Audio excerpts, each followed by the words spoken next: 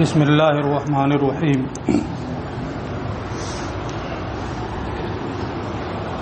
وما ثبت منه بالاستدلال فهو اکتسابی۔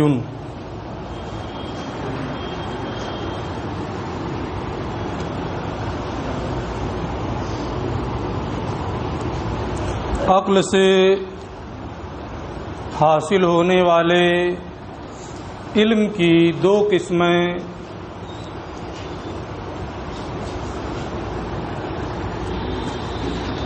اس سے پہلے انہوں نے بیان کی۔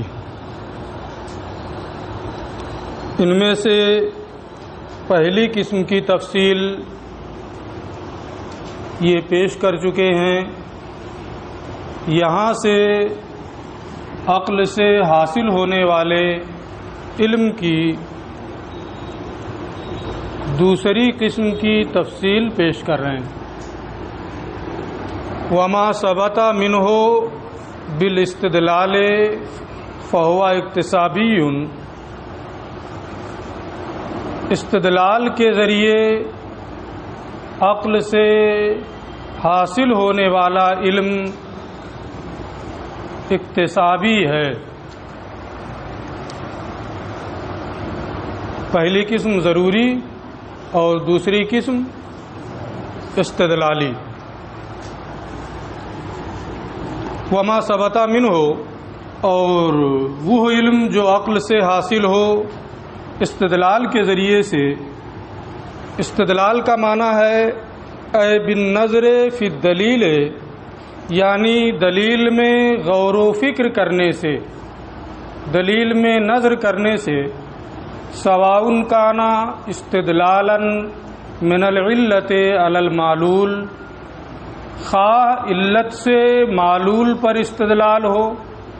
کما اذا رأى نارا، جیسے جب کسی نے آگ دیکھی، فعلم ان لها دخانا، تو اسے علم ہوا کہ وہاں دھواں ہے۔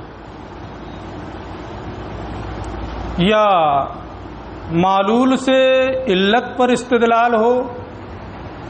کما اذا رأى دخانا، جیسے جب کسی نے دھواں دیکھا تو اسے علم ہوا ان ہناک نارن، کہ وہاں آگ ہے۔ تو یہ دونوں صورتیں دلیل میں غور و فکر کرنے، دلیل میں نظر کے ذریعے سے حاصل ہوتی ہیں۔ علت سے معلول پر استدلال ہو، جسے دلیل لمی کہا جاتا ہے، یا معلول سے علت پر استدلال ہو، جسے دلیل انی کہا جاتا ہے۔ اور اس دلیل لمی اور انی کا بیان اولا ہی سے پڑھتے ہوئے آ رہے ہیں، اس لیے کتاب میں لکھنے کی ضرورت نہیں ہے۔ کچھ پڑھی ہوئی چیزیں یاد بھی رہنی چاہیے۔ دلیل لمی اور دلیل انی، اگر حد اوسط یہ ذہن میں جس طریقے سے علت ہے، خارج میں بھی نتیجہ کے نسبت ایجابی یا سلبی کے لیے علت ہو، تو اسی کو دلیل لمی کہتے ہیں۔ اور اگر صرف ذہن میں علت ہو، خارج میں علت نہ ہو، تو اسی کو دلیل انی کہتے ہیں۔ یہاں دونوں دلیل انی اور دلیل لمی دونوں صورتوں کو انہوں نے ذکر کیا ہے کہ عقل سے حاصل ہونے والا، استدلال کے ذریعے عقل سے حاصل ہونے والا علم، یعنی دلیل میں نظر و فکر کرنے سے جو علم حاصل ہوتا ہے، خواہ علت سے معلول پر استدلال ہو، یعنی دلیل لمی ہو، یا معلول سے علت پر استدلال ہو، یعنی دلیل انی ہو، دونوں صورتوں کو استدلال کا لفظ یہاں عام ہے۔ کسی بھی دلیل کے ذریعے سے عقل سے جو علم حاصل ہوتا ہے فہو اکتسابی، اس حاصل ہونے والے علم کو کیا کہتے ہیں؟ اکتسابی کہتے ہیں۔ ایک تعبیر تو میں نے بتا دی کہ علت سے معلول پر استدلال یہ دلیل علمی ہے، کہ مثال انہوں نے خود ہی پیش کر دی ہے، اور معلول سے علت پر استدلال یہ دلیل انی ہے۔ علامہ فرماتے ہیں وقد یخص الاول باسم التعلیل، اور کبھی پہلے کو خاص کر لیا جاتا ہے تعلیل کے نام سے، یعنی علت سے معلول پر اگر استدلال کیا جائے تو اس کو تعلیل کا نام دیتے ہیں۔ والثانی بالاستدلال، اور اگر معلول سے علت پر استدلال کیا جائے تو اس کو استدلال کا نام دیتے ہیں۔ یعنی نام دینے میں کچھ لوگوں نے یہ فرق کیا ہے کہ علت سے معلول ہے تو تعلیل، معلول سے علت ہے تو استدلال، لیکن عمومی طور پہ جو اصطلاح ہے اس میں کوئی فرق نہیں ہے۔ علت سے معلول یا معلول سے علت کوئی بھی صورت ہو اسے استدلال کہا جاتا ہے۔ ایک دلیل لمی ہے اور ایک دلیل انی ہے۔ استدلال کے ذریعے سے عقل سے جو علم حاصل ہو فہو اکتسابی، وہ اکتسابی ہے۔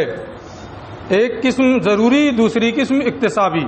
اکتسابی کا معنی اے حاصل بالکسب، یعنی کسب کے ذریعے حاصل ہونے والا علم ہے۔ ترتیب مقدمات، غور و فکر کرنا، یہ ساری چیزیں کسب سے ہیں۔ کسب کا معنی وہ مباشرت الاسباب بالاختیار، یعنی اپنے قصد و اختیار سے اسباب کو بروئے کار لانا۔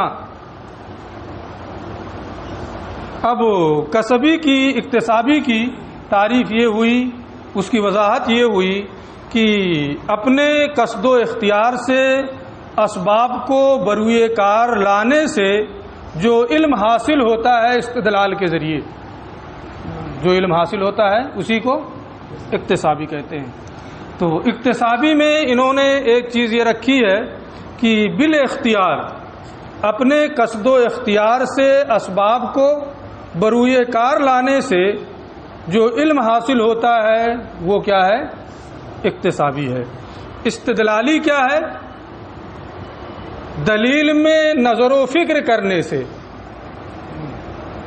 اور اکتسابی اس سے کچھ عام ہو گیا ہے۔ وہاں دلیل میں نظر و فکر کرنا ہے، اور یہاں اپنے قصد و اختیار کو بروئے کار لانا۔ کوئی ضروری نہیں ہے کہ ترتیب مقدمات ہی ہو، اپنے قصد و اختیار سے ترتیب مقدمات ہو تو استدلال بھی اکتسابی ہے، لیکن ترتیب مقدمات نہ ہو، جو چیزیں دیکھی جانے والی ہیں ان کے دیکھنے کا قصد آپ نے کیا، دیکھ لیا، ترتیب مقدمات کی ضرورت پڑی۔ جو چیزیں سنی جانے والی ہیں ان کے آپ نے سننے کا ارادہ کیا، بول رہا ہے آدمی، آپ نے سن لیا، ترتیب مقدمات کی کوئی ضرورت نہیں ہے۔ تو اکتسابی کا لفظ جو ہے، جو وضاحت اس کی انہوں نے کی ہے، اس اعتبار سے اکتسابی یہ کیا ہے؟ عام ہے۔ اپنے قصد و اختیار سے اسباب کو بروئے کار لانے سے جو علم حاصل ہوتا ہے اسی کو اکتسابی کہتے ہیں۔ نظر فی الدلیل سے جو علم حاصل ہوتا ہے اس کو استدلالی کہتے ہیں۔ تو یہ پھر بعد میں اس کو بتائیں گے۔ اب اس کی وضاحت یہ کر رہے ہیں کہ اپنے قصد و اختیار سے اسباب کو بروئے کار لانا کصرف العقل والنظر فی المقدمات فی الاستدلالیات، اپنے قصد و اختیار سے اسباب کو بروئے کار لانا جیسے عقل کو خرچ کرنا اور مقدمات میں غور و فکر کرنا استدلالیات کو حاصل کرنے کے لیے۔ تو جو چیزیں استدلالی ہیں ان استدلالی چیزوں کو حاصل کرنے کے لیے مقدمات میں غور و فکر کرنا، اپنی عقل کو استعمال کرنا، یہ چیز ہوتی ہے۔ والاصغاء وتقلیب الحدقۃ ونحو ذلک فی الحسیات، اور حسی چیزوں میں کان لگا کے سننا، جو چیزیں سنی جانے والی ہیں ان میں، آنکھ کی پتلیوں کو الٹنا پلٹنا دیکھنے کے لیے، اگر بند کر لیں گے پتلیوں کو تو نہیں نظر آئے گا، اس کو الٹنا پلٹنا دیکھنے کے لیے، جو چیزیں سونگھی جانے والی ہیں انہیں ناک کے پاس یا اپنے ناک کو ان کے قریب لے جا کر کے انہیں سونگھنا، جو لمس سے متعلق ہیں جسم کے کسی عضو سے اس کا ٹکرانا، اس کا لگنا، تو والاصغاء وتقلیب الحدقۃ ونحو ذلک فی الحسیات، اور حسی چیزوں میں کان لگا کر سننے اور آنکھ کی پتلیوں کے الٹنا پلٹنا، یہ دونوں مثالیں جو انہوں نے دی ہیں، یہ دونوں اپنے قصد و اختیار سے اسباب کو بروئے کار لانے کی۔ تو اس کی ایک شق ہے استدلالیات میں ترتیب مقدمات، نظر و فکر، اور ایک ہے حسیات میں دیکھنے کا قصد کر لینا، ترتیب مقدمات وغیرہ کی ضرورت نہیں پڑے گی۔ اب اس معنی کے اعتبار سے جو انہوں نے بیان کیا کہ اکتسابی کا معنی ہے اپنے قصد و اختیار سے اسباب کو بروئے کار لانا، استدلالی کا معنی ہے دلائل میں غور و فکر کرنا، اس اعتبار سے اکتسابی عام ہے استدلالی سے، کیونکہ اور استدلالی یہ کیا ہے؟ خاص ہے۔ ہر استدلالی اکتسابی ہے، لیکن ہر اکتسابی استدلالی نہیں ہے۔ جیسے حسیات میں جو چیزیں آپ دیکھ رہے ہیں، سن رہے ہیں، وہ اکتسابی تو ہیں، اپنے قصد و اختیار سے آدمی دیکھتا ہے، لیکن وہ استدلالی نہیں ہے۔ لیکن جو استدلالی ہے وہ اکتسابی ہے۔ آپ ترتیب مقدمات وغیرہ کے ذریعے سے کوئی نتیجہ حاصل کر رہے ہیں تو اپنے قصد و اختیار سے کر رہے ہیں، اس لیے جو استدلالی ہے وہ اکتسابی ہے۔ اسی کو انہوں نے کہا ہے فالاکتسابی عام من الاستدلالی، تو اس اصطلاح کی بنیاد پر اکتسابی جو ہے یہ استدلالی سے عام ہے، لأنہ الذی یحصل بالنظر فی الدلیل، کیونکہ استدلالی بھی اپنے قصد و اختیار سے دلیل میں نظر و فکر کے ذریعے ہی حاصل ہوتی ہے۔ تو جب اس میں بھی قصد و اختیار کا معنی ملحوظ ہے تو یہ بھی کیا ہے؟ اکتسابی ہے۔ ہر استدلالی اکتسابی ہے۔ فکل استدلالی اکتسابی، لہذا ہر استدلالی اکتسابی ہے، ولا عکس، اور اس کے برعکس نہیں، یعنی ہر اکتسابی استدلالی نہیں ہے۔ کل ابصار الحاصل بالقصد والاختیار، ہر اکتسابی استدلالی نہیں ہے، جیسے دیکھنا جو اپنے قصد و اختیار سے حاصل ہو، تو اپنے قصد و اختیار سے آدمی دیکھ رہا ہے اور دیکھنا پایا گیا، یہ اکتسابی تو ہے قصد و اختیار کی بنیاد پر، لیکن دلائل میں نظر و فکر نہیں ہے، اس لیے یہ استدلالی نہیں ہے۔ اب اس کے بعد پھر بحث کا رخ یہ بدل رہے ہیں۔ وَأَمَّا الضروری، انہوں نے کہا کہ عقل سے حاصل ہونے والے علم کی دو قسمیں ہیں، ایک ضروری اور ایک اکتسابی، ہے نا۔ اب یہ ضروری کا جو لفظ ہے اسے علماء کبھی اکتسابی کے مقابل میں بولتے ہیں اور ضروری کے اسی لفظ کو کبھی استدلالی کے بھی مقابل میں بولتے ہیں۔ جب ضروری کو اکتسابی کے مقابل میں بولا جائے گا تو اس کا معنی یہ ہوگا کہ وہ علم جو مخلوق کے قصد و اختیار کے بغیر حاصل ہو جائے، وہ علم جو مخلوق کے قصد و اختیار کے بغیر حاصل ہو جائے۔ کیا کوئی مثال اس کی دے گا کہ بغیر قصد و اختیار کے کوئی علم مخلوق کو حاصل ہو جائے؟ تمام بدیہیات تب بغیر قصد و اختیار کے حاصل. سورج نکلا ہے، جب دیکھیں گے نکلا ہے تب علم ہوگا. اچانک کسی چیز پر نظر پڑ جائے، بھوک لگی ہے، پیاس لگی ہے، سوچنا پڑتا ہے، قصد کرنا پڑتا ہے.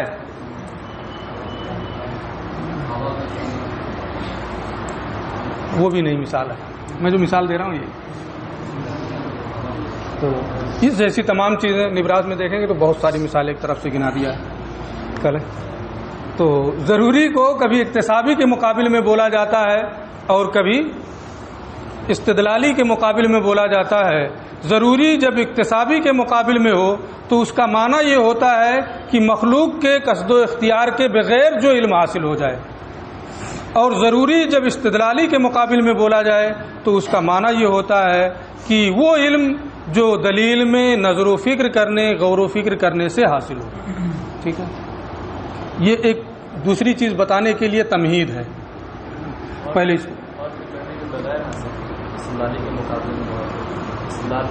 غور و فکر کے بغیر حاصل ہو.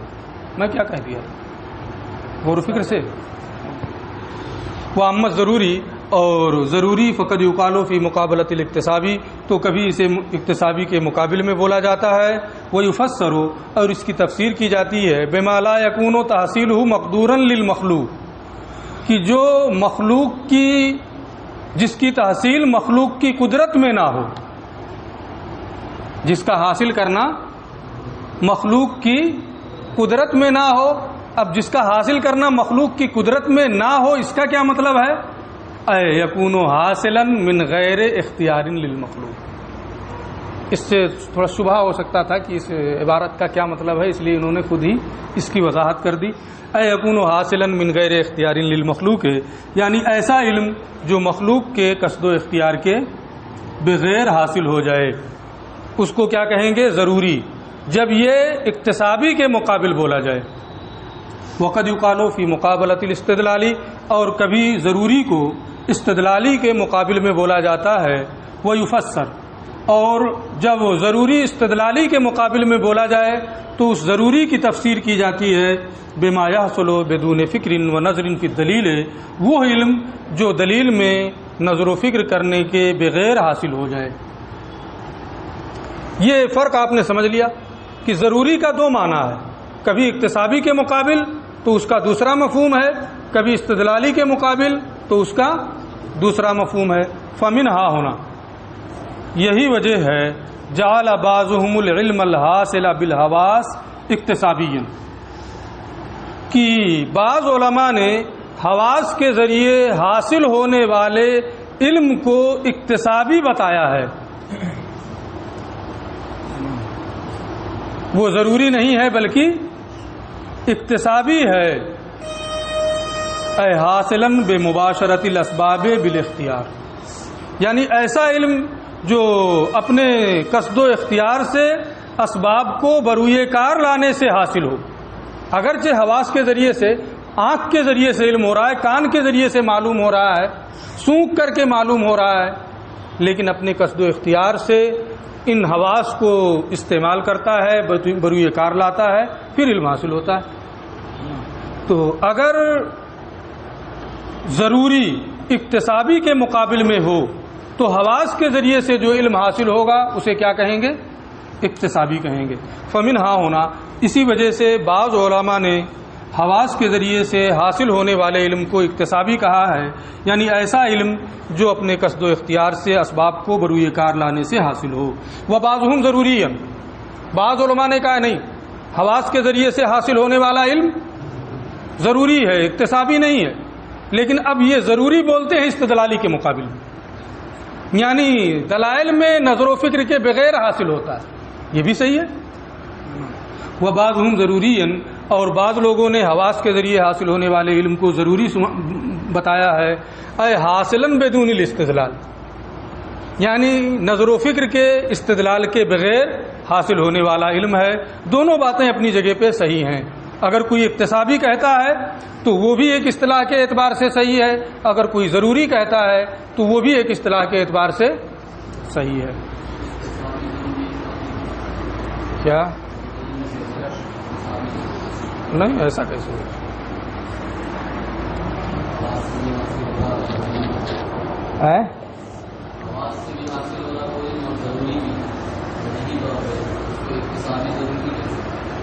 حواس سے بھی حاصل ہو رہا ہے، دونوں قسیم ہیں آپس میں، ہے نا؟ ضروری اور اکتسابی دونوں قسیم ہیں۔ کیا اسم کلمہ ہو سکتا ہے؟ یا کلمہ کو اسم کہہ سکتے ہیں؟ یہ اصطلاح دوسری ہے۔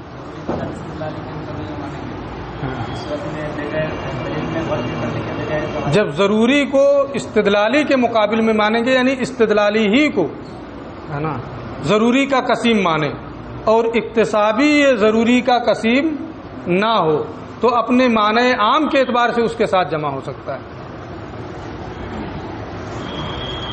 اب ایک صورت اور یہ بتا رہے ہیں، یہ فرق بتا دیا کہ ضروری کبھی اکتسابی کے مقابل میں، ضروری کبھی استدلالی کے مقابل میں، ہے نا۔ پھر یہ بتایا کہ کبھی حواس سے حاصل ہونے والے علم کو اکتسابی کہا جاتا ہے، کبھی ضروری کہا جاتا ہے۔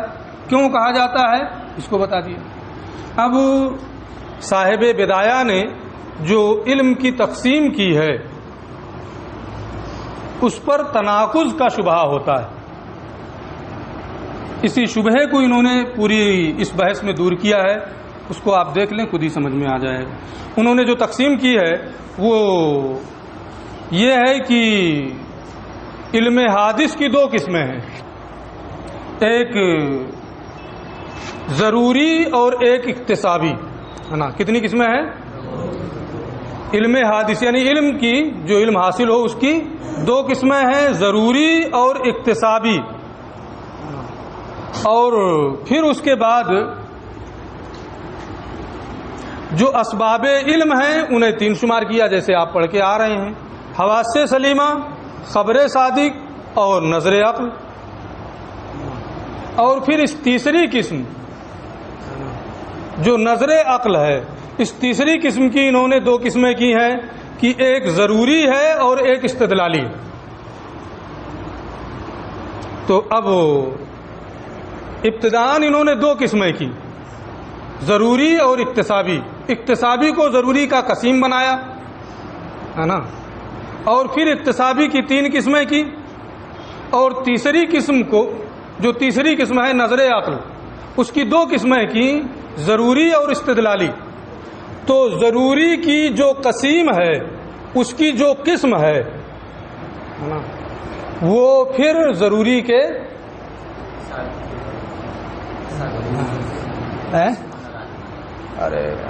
اکتسابی کی قسم ہو رہا ہے نا، تو اور ضروری کیا ہے؟